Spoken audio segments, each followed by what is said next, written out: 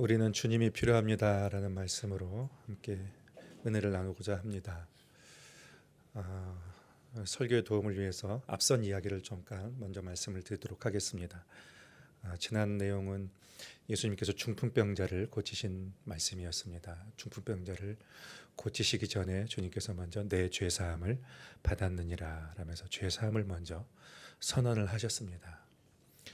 예수님이 죄사함을 선언하시자 심기가 불편한 사람들이 있었습니다. 당시에 종교 지도자들이라고 할 수 있는 서기관들의 마음이 불편했습니다. 하나님만이 죄를 사할 수가 있는데 예수라는 사람이 죄사함을 선포한다.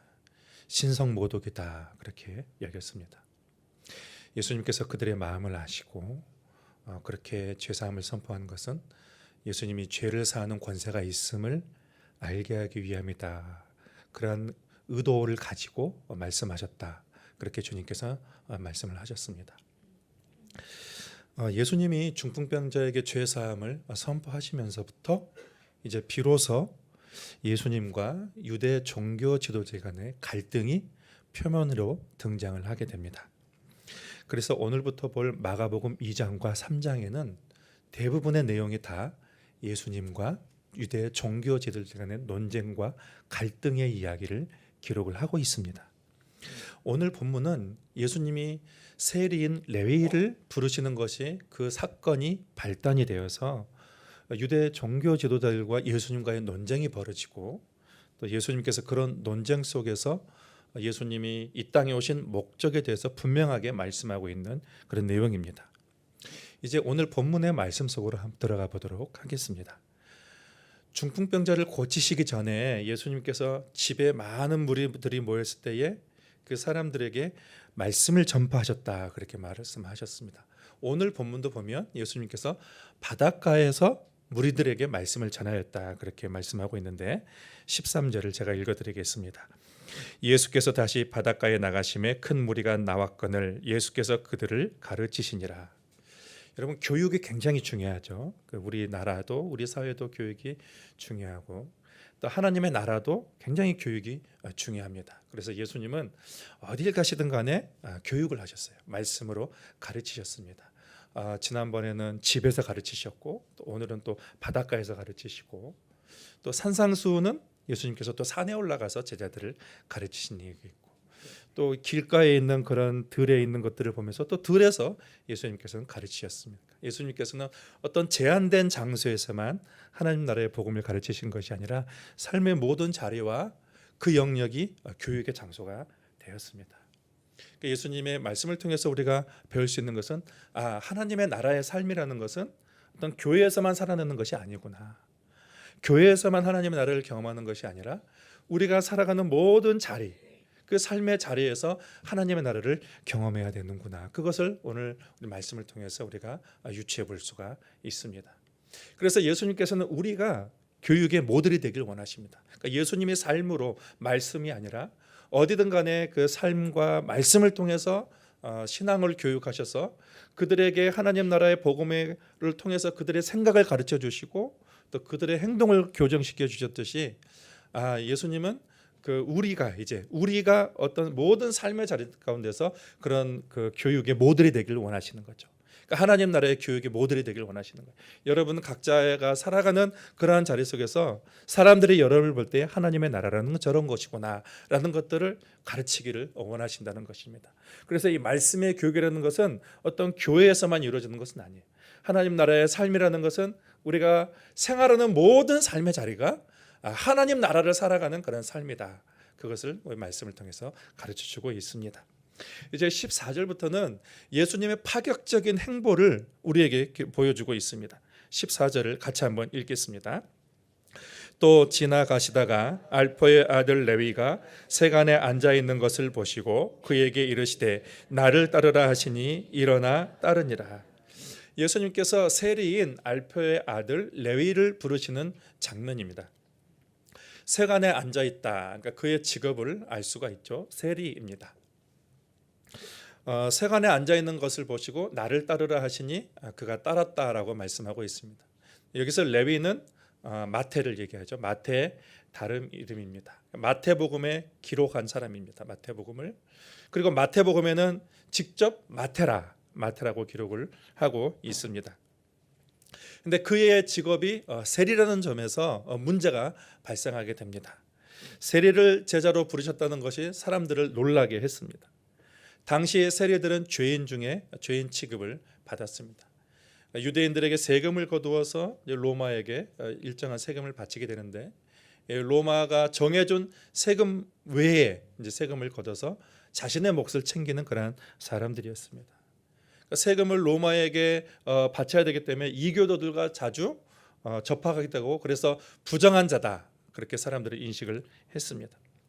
그 사람들은 그들과 상종하는 것을 꺼려했습니다. 그리고 죄인이라고 정죄하면서 혐오의 대상이다, 멀리했습니다. 예수님께서 경멸의 대상인 세리를 제자로 부르셨으니 사람들이 생각하고 있는 일반적인 상식에서는 이해가 안 되는 거죠. 납득이 안 되는 것이죠.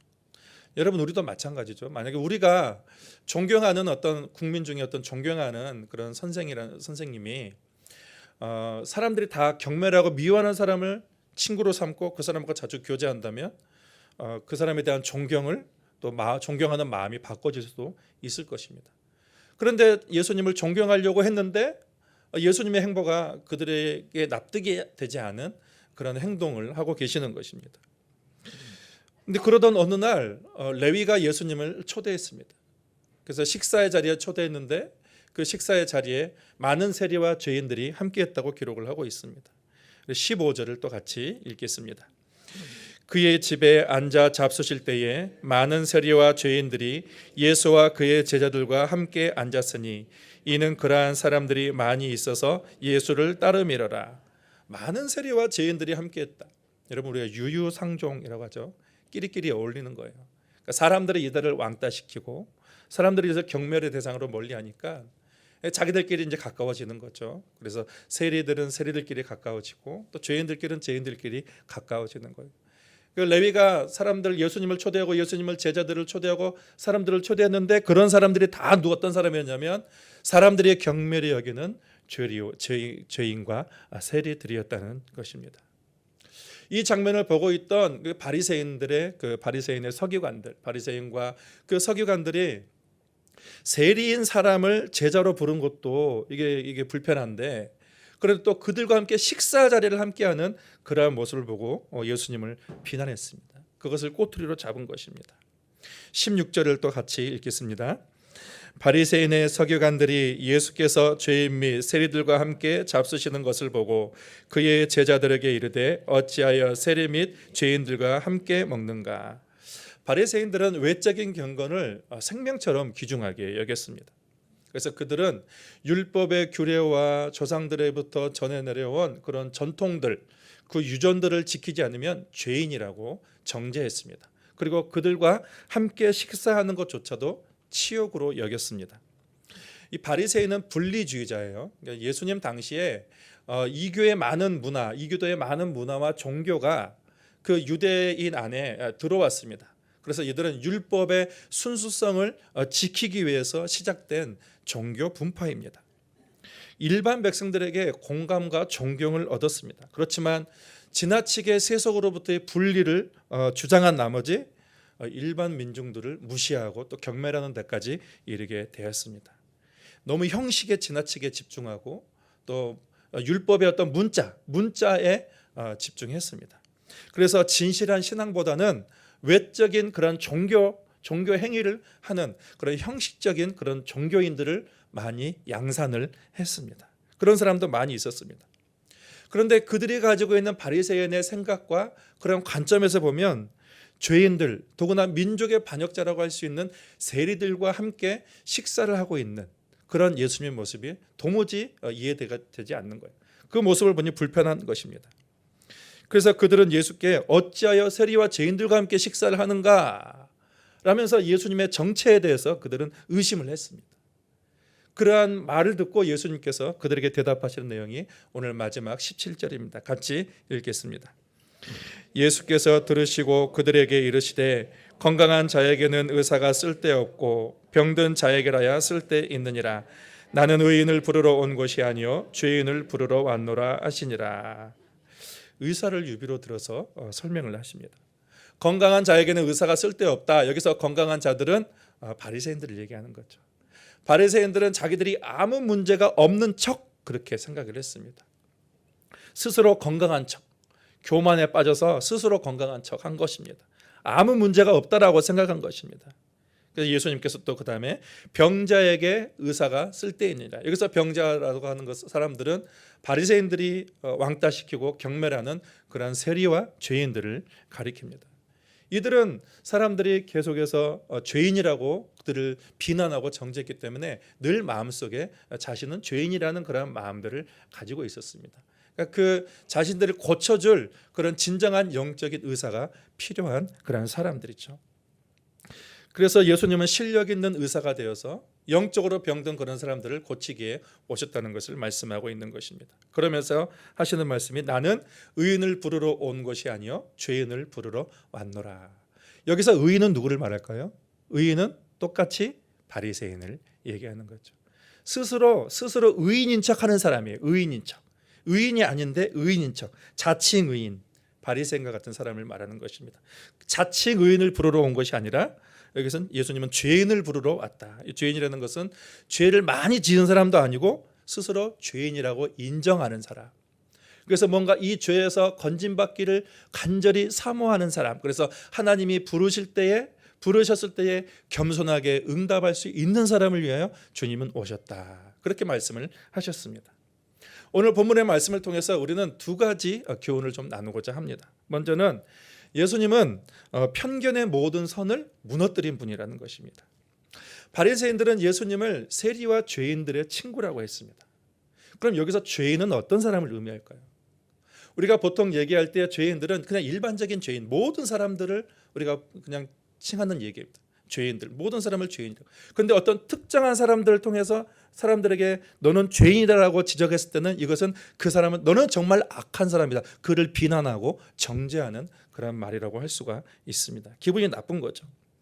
바리새인들이 예수님을 향해서 죄인들의 친구라고 비난할 때 그 의미는 보편적인 의미에서 일반적인 죄인을 의미한 것이 아니라 너희들은 정말 악한 죄인이다. 정말 나쁜 죄인이다. 그래서 예수는 그런 사람과 어울리고 있다. 그런 죄인으로 본 것입니다.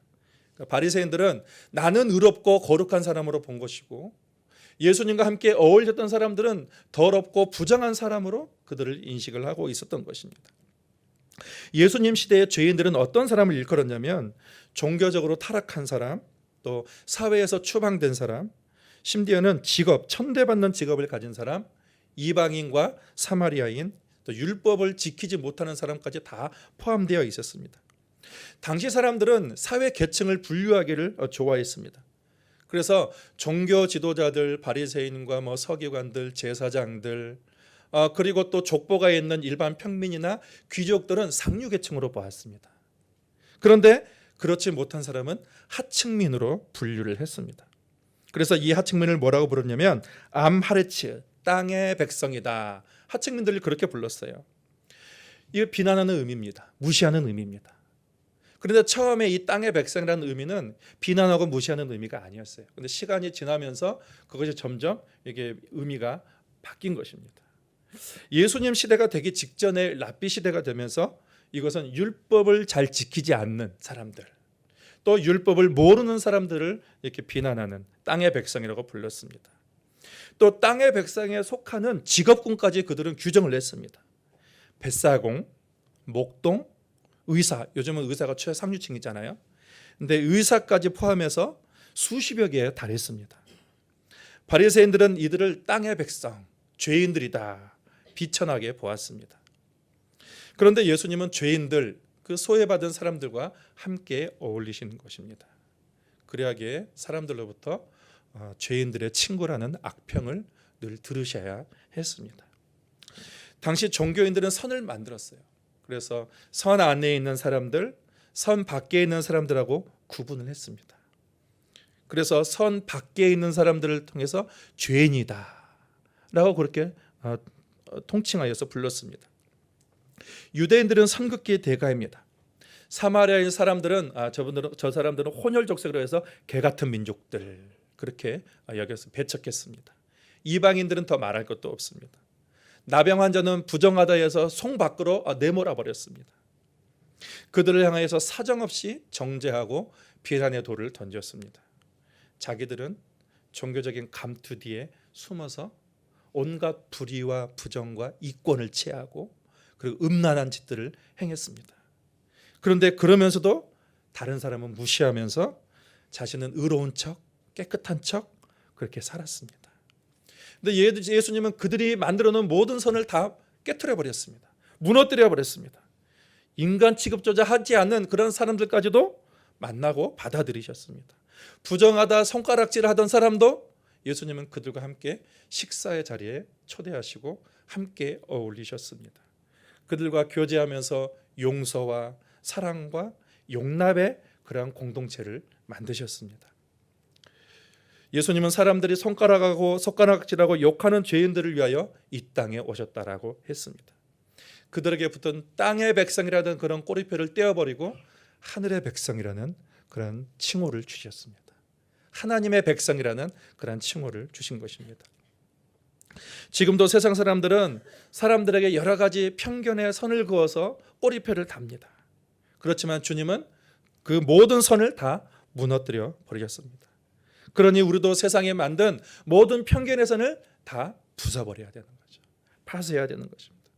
우리가 사는 세상에는 너무도 선이 많습니다. 내 편, 네 편, 또 어디 출신이냐, 어디 학교냐, 어느 민족이냐, 무슨 종교냐, 어떤 성별을 가지고 있느냐 서로 구분하고 꼬리표를 붙이려고 합니다. 그런데 예수님께서는 그 모든 것들을 다 무너뜨려 버렸어요. 모든 편견, 모든 고정관념 다 무너뜨려 버리고 화해와 사랑과 용납과 용서의 공동체를 만드셨다는 것입니다. 주님께서 우리에게 요구하시는 것이 그런 것입니다. 편견을 버리라는 거예요. 선을 부서뜨려 버리라는 것입니다. 그래서 진정한 그리스도인이라는 것은 모든 사람과 더불어 화평하며 용서하며 사랑의 공동체를 만든다는 것을 우리에게 보여주셨습니다. 두 번째로 예수님께서는 죄인을 구하러 오셨습니다. 예수님께서 말씀하셨습니다. 나는 죄인을 부르러 왔다. 예수님 당시 사람들은 죄인과 의인을 구분했습니다. 죄인과 의인을 구분하는 기준은 율법을 지키느냐 안 지키느냐 그것이었습니다. 제사를 잘 드리고 헌금을 잘하고 구제를 잘하고 또 조상들의 전통을 잘 지키는 사람들을 의인이라 그렇게 분류했습니다. 하나님께 정성을 다 바쳤으니 하나님께서 그들에게 어떤 보상을 주셔야 한다. 그렇게 동등한 위치에서 하나님께 보상을 요구하고 조건을 내세웠습니다. 반대로 율법을 무시하고 지키지 않고 심지어 사회적인 구조 때문에 어쩔 수 없이 땅의 백성이라고 칭하는 그러한 직업을 가진 사람들에게조차도 그들에게 뭐라고 했냐면 그들에게 준비되어 있는 것은 지옥이다라고 강조를 했습니다. 한 랍비의 이야기가 있습니다. 당시의 하층민에 속하는 위사와 푸죽한 주인에 대하여 이렇게 말했습니다. 가장 훌륭한 의사라 할지라도 그 사람은 지옥에 떨어지게 될 것이며 아무리 품이 있는 푸죽한 주인일지라도 그 사람은 이방인의 친구다. 저주받을 사람이라는 것이죠. 그런데 여러분 예수님은 이런 모든 편견을 다 무너뜨리셨습니다. 그런데 우리가 오늘 말씀에서 잊지 말아야 될 것이 있습니다. 예수님이 오신 궁극적인 목적은 약자를 돕기 위해서가 아닙니다. 소외된 사람의 아픔을 위로하기 위해서 오신 것도 아닙니다. 단순히 의인과 죄인의 구분하는 그 선을 부서뜨리고 그리고 소외된 사람들의 인권을 다시 세우기 위해서 오신 것도 아닙니다. 예수님은 죄인을 구하기 위해서 오셨습니다. 예수님이 죄인을 구하기 위해서 오셨다는 말은 모든 사람이 죄인이다, 의인이 아니다, 의인은 한 사람도 없다라는 그 말도 포함이 됩니다. 예수님은 죄인을 동정하고 이해하기 위해서 오신 것이 아니라 예수님은 죄인을 죄에서 건지시고 구원하시기 위해서 예수님은 오셨다는 점입니다. 예수님이 오신 궁극적인 목적, 죄인을 구원하기 위해서 오신 것입니다. 여러분 우리는 이것을 분명히 알아야 되는 것이죠. 2021년에 목회 데이터 연구소에서 어떤 다른 기관과 함께 연합하여서 교회 다니는 신자들을 대상으로 설문조사를 했습니다. 신앙의 가장 큰 유익은 무엇인가에 대해서 물었습니다. 1위가 뭐였냐면 95%가 이렇게 대답을 했어요. 신앙은 삶의 역경을 이길 힘을 준다. 맞습니까? 그리고 91%가 신앙은 삶의 의미를 준다. 맞습니까? 그리고 90%가 세 번째예요. 90%가 가치관의 기초를 형성해 준다. 이게 3위입니다. 근데 4위가 이제 89%인데 구원과 영생의 소망을 갖게 한다라는 것이었어요. 그러니까 1위가 아니고 영생에 대한 소망이 89%로 이렇게 4위예요. 그러니까 뭐 낮은 등급은 아니지만 그런데 그 삶의 역경과 힘을 주고 또 삶의 의미를 주고 가치관의 기초를 형성해 준다는 대답보다는 낮은 수치였습니다. 여러분, 우리가 예수 믿는 이유가 있습니다. 물론 우리가 예수를 믿으면 삶의 역경을 이길 수 있는 힘을 줍니다. 그것을 우리는 다 경험한 사람들도 많이 있고 성경이 약속한 바입니다. 그리고 또 우리가 예수를 믿으면 신앙의 삶의 의미도 찾게 되고 그리고 가치관의 기초를 형성할 수 있게 됩니다. 여러분, 이것은 우리 모두가 지금 경험하고 있는 바이죠. 그리고 성경이 또 약속하고 있는 약속입니다. 그러나 우리가 예수를 믿는 궁극적인 이유, 교회 다니는 가장 궁극적인 이유가 무엇인지를 확인해 봐야 되는 것이죠. 내가 신앙생활하는 가장 궁극적인 이유는 구원입니다. 여러분, 예수님은 죄인을 구원하기 위해서 오셨다는 그 말씀을 결코 우리는 간과해서는 안 돼요. 그것을 가볍게 여겨서는 안 됩니다. 인간은 죄인이었습니다. 그래서 하나님과 관계가 단절되었어요. 처음에 하나님이 사람을 지을 때에 사람은 하나님으로부터 생명을 공급받도록 지음을 받았습니다. 생명과 은혜를 공급받아 살 수 있는 그러한 사람이 죄로 인하여서 하나님과 인간의 관계가 막히게 되었고 그래서 하나님으로부터 생명을 공급받지 못하게 되고 그리고 범죄한 인간은 하나님의 진노와 그리고 사망 가운데 놓이게 되었습니다. 그런데 예수님께서 십자가 위에서 하나님과 인간 간의 그 막힌 죄의 담을 무너뜨리셨습니다. 예수님이 십자가에 달려 돌아가실 때에 그 휘장이 둘로 갈라져 찢어지게 된 것이죠. 그래서 이제 누구든지 예수 그리스도를 영접한 사람은 하나님과의 그 막힌 담이 허물어지고 시온에 들어가 활짝 열려서 하나님으로부터 모든 생명과 은혜를 공급받을 수 있게 된 것입니다. 로마서 10장 9절과 10절을 말합니다. 만일 내가 내 입으로 예수를 주로 시인하며 또 하나님께서 그를 죽은 자 가운데서 살리신 것을 내 마음에 믿으면 구원을 받으리라. 사람이 마음으로 믿어 의에 이르고 입으로 시인하여 구원에 이르느니라. 여러분, 우리가 이것을 분명하게 해야 됩니다. 이제 계속해서 예수님과 종교 지도자 간의 논쟁이 계속해서 시작하는데 그 첫 번째에서 예수님께서 구원의 문제를 다루고 있다는 것은 굉장히 의미심장하다라고 볼 수가 있습니다. 그만큼 구원의 문제가 가장 시급하고 가장 우선적인 문제이기 때문이죠. 예수님께서 요한복음 5장 24절에서 말했습니다. 내가 진실로 진실로 너희에게 이르노니 내 말을 듣고 또 나 보내신 이를 믿는 자는 영생을 얻었고 심판에 이르지 아니하나니 사망에서 생명으로 옮겼느니라. 여러분, 구원의 확신이 있으십니까? 여러분, 이걸 먼저 해결이 되셔야 되는 거죠. 교회에 다녀도 여러분 구원의 확신이 없는 사람들이 많아요. 다른 목적을 가지고 교회 다니는 사람들이 많이 있습니다. 제가 이렇게 신앙 목회 생활을 하면서 중직자 중에도 심지어 장로님 또 안수 집사님, 권사님 중에도 교회 생활 되게 열심히 했는데 정말 위기에 닥치자 예수님을 부인하는 것을 봤습니다. 그건 뭘까요? 거듭나지 않은 거죠. 이 가장 시급한 이 영생의 문제, 구원의 문제를 해결하지 않고 그냥 교회를 다닌 것입니다. 주를 만나지 못한 것입니다. 그러나 여러분, 주님은 죄인을 부르러 오셨습니다. 오늘 우리를 찾아오시는 그 주님이십니다. 그리고 우리를 죄에서 건지시고 우리를 의인이라 부르시고 하나님의 자녀라 주님께서는 우리를 부르십니다. 여러분, 이 말씀을 꼭 믿고 여러분 살아가시기를 바랍니다. 우리는 구원을 얻기 위해서 교회 다니는 것이 아니라 구원을 받았기 때문에 예수를 믿었기 때문에 신앙을 생활을 하는 거예요. 은혜를 받기 위해서 우리가 신앙생활을 하는 것이 아니에요. 은혜를 이미 받았기 때문에 그 은혜를 누리기 위해서 우리가 신앙생활을 하는 것입니다. 우리가 분명하게 해야 되는 것입니다. 우리가 교회 다니고 신앙생활하는 가장 1차적인 목적은 바로 구원입니다. 영생이라는 것입니다. 죄로부터 우리를 구원할 수 있는 유일한 분은 오직 그리스도밖에 없습니다. 그러므로 예수님이 우리에게 반드시 필요한 분이라는 것입니다. 여러분, 우리 모두 예수 그리스도를 주로 영접하심으로 죄인에서 의인으로 이르시고 또 하나님의 자녀가 됐음을 믿으시길 바랍니다. 그리고 예수님처럼 모든 편견의 그런 선들을 다 무너뜨리시고 모든 사람들과 더불어 화평과 또 사랑과 은혜의 공동체를 만들어가는 우리 모두가 될 수 있기를 바랍니다. 주님은 죄인을 구원하러 오셨습니다.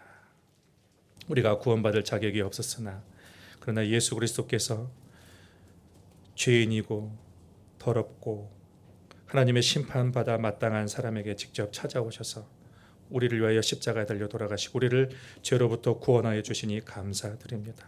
하나님 아버지, 우리가 이제는 더 이상 죄인이 아니요 의인이라는 것을 우리가 기억합니다. 이제는 우리가 종이 아니요 하나님의 자녀인 것을 우리 모든 성도들이 기억하게 하여 주셔서 구원받기 위해서 내가 종교생활을 하는 것이 아니라 구원을 받았으니 그 은혜를 참으로 누리는 삶을 살아가는 그런 신앙생활이 되도록 하나님께서 우리 교인들을 붙들어 주시옵소서. 예수님께서 모든 편견의 선을 무너뜨리고 모든 사람과 더불어 화평하고 사랑과 은혜를 나누셨듯이 그 예수 그리스도를 닮아서 우리의 모든 삶의 자리 속에서 그것을 실천해 나아가며 그리스도의 형상을 이뤄가는 우리 모든 성도들이 되도록 함께하여 주옵소서. 예수님의 이름으로 기도하옵나이다. 아멘.